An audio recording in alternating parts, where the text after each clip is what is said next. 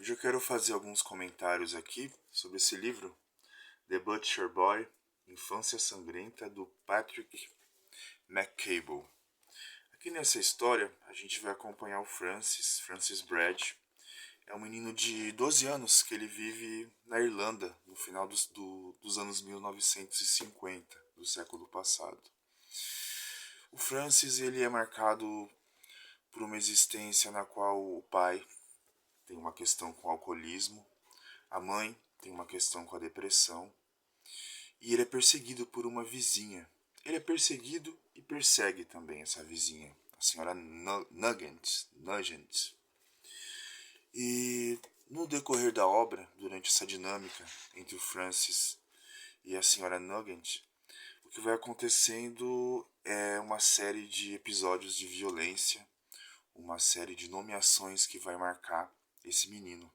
A senhora Nugent, em algum momento, ela se refere ao Francis e à família dele como porcos. E o título aqui, The Butcher Boy, em tradução, significaria o garoto açougueiro. Depois de muitas desventuras, muitos acontecimentos, o Francis ele vai passar por um processo de institucionalização. Primeiro ele vai para um colégio, uma espécie de reformatório católico, e lá ele vai sofrer abuso sexual. Depois, em uma outra situação, ele é mandado para um hospital psiquiátrico, onde ele passa por eletrochoque, né, por um tratamento que a gente já conhece aí, que na verdade não tem nada de tratamento. Né? E no decorrer da história, o Francis ele vai se deteriorando mentalmente, psiquicamente. Né? A gente vê claramente ali que ele tem alucinações, que ele tem delírios, ideias delirantes. E a forma como ele lida com o sofrimento dele é através desses delírios e alucinações. Tanto que a gente não vai ver muito o Francis sofrendo, chorando de fato. Obviamente ele sofre.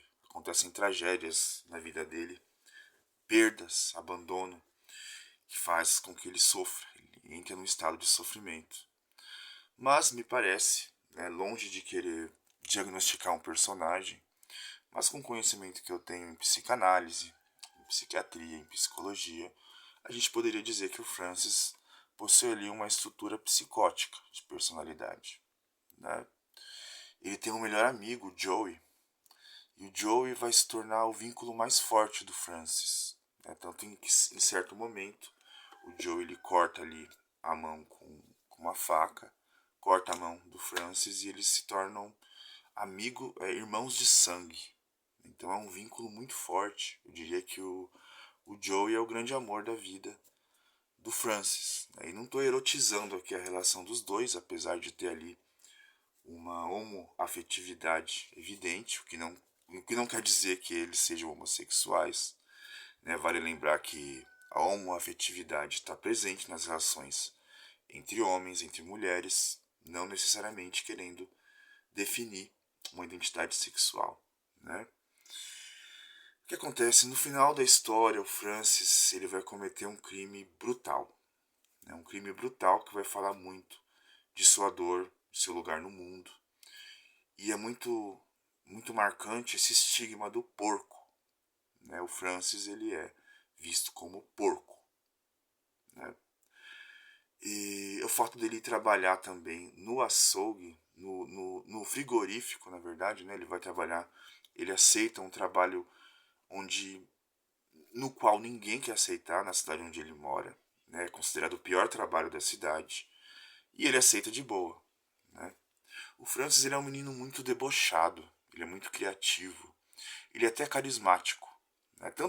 Tanto no livro quanto no filme, né, que tem uma adaptação que aqui no Brasil ganhou o título de Nó na Garganta, o Francis ele é retratado de forma muito leve, até cômica. No começo do filme até parece aqueles filmes da sessão da tarde, tipo Denis o Pimentinha. Só que a gente vai ver que a questão ali é muito, muito, muito mais séria. Né? Eu li o livro e assim que eu terminei de ler, eu fui correndo ver o filme. O filme é muito fiel ao livro. E depois de ler o livro, de ver o filme, eu fui ler o pós-fácil que tem no final, do Luiz Gasparelli, e ele vai explicar um pouquinho essa ideia do porco, do estigma e da situação da Irlanda, né? Por exemplo, ele fala aqui, né, na página 192, que a gente tem no imaginário, nós aqui da América Latina, talvez do mundo, da Irlanda como um lugar mágico, né, o lugar dos doentes, toda aquela história. Mas, eu vou ler aqui, para além de cenários naturais belíssimos e vasto repertório literário, há uma outra Irlanda, a que poucos acessamos e que faz parte do cotidiano de quem vive no país, de quem tenta entender melhor as engrenagens desse povo secular. Tão longe, mas misteriosamente tão perto de nós brasileiros, vejam bem.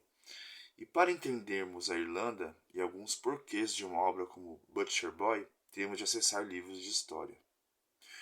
Veja bem, né, o comentarista aqui do pós-fácil, ele reconhece aqui uma certa semelhança da Irlanda com nós brasileiros, dos irlandeses com nós brasileiros.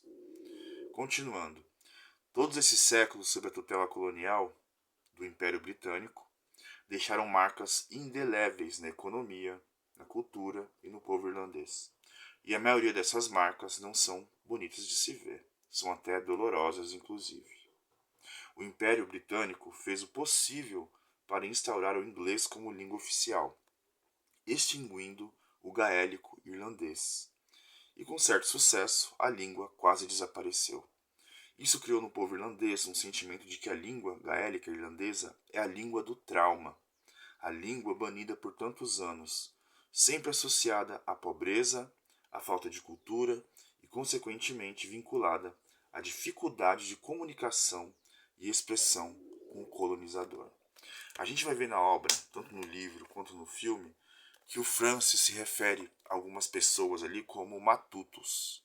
Me parece que é exatamente esse povo mais marginalizado da Irlanda.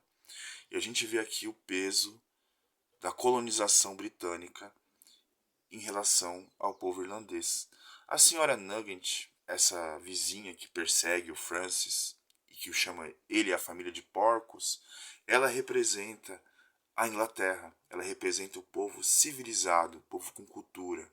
O Francis, ele representa o povo irlandês, o povo que é considerado porco, ligado à pobreza, à imundícia.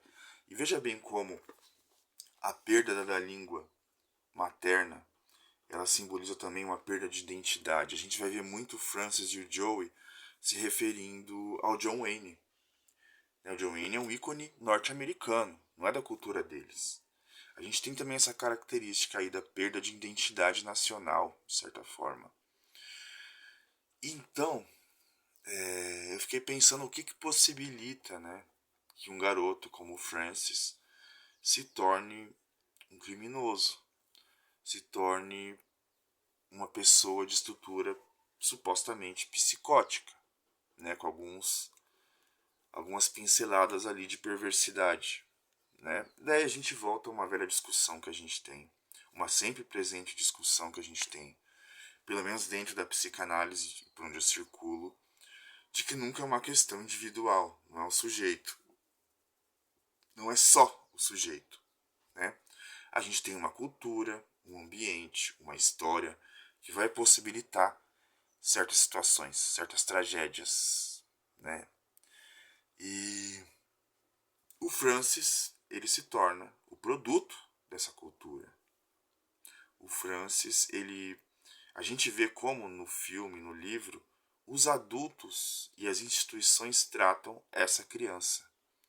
Alguns psicanalistas, né, Winnicott, eu vou pincelar bem por cima, né, de forma grosseira, eles vão defender que a criança que vai para a delinquência, para o comportamento antissocial, ele está tentando buscar algo que foi perdido, algum afeto, algum cuidado, enfim, algo se perdeu e ele está buscando. Através da violência, o Francis vai buscar essa coisa que ele perdeu, que era tão cara a ele, a gente vai ver, tanto no filme quanto no livro. Uma história muito rica, uma história marcante, com certeza é o tipo de história que você vai ler ou vai assistir e vai deixar uma sementinha plantada na sua cabeça, porque ela trata de assuntos muito amplos e que eu poderia discorrer aqui por mais tempo, mas que não cabe também.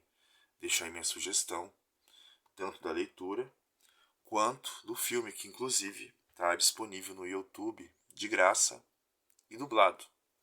Então fica aí a sugestão e esse questionamento, né?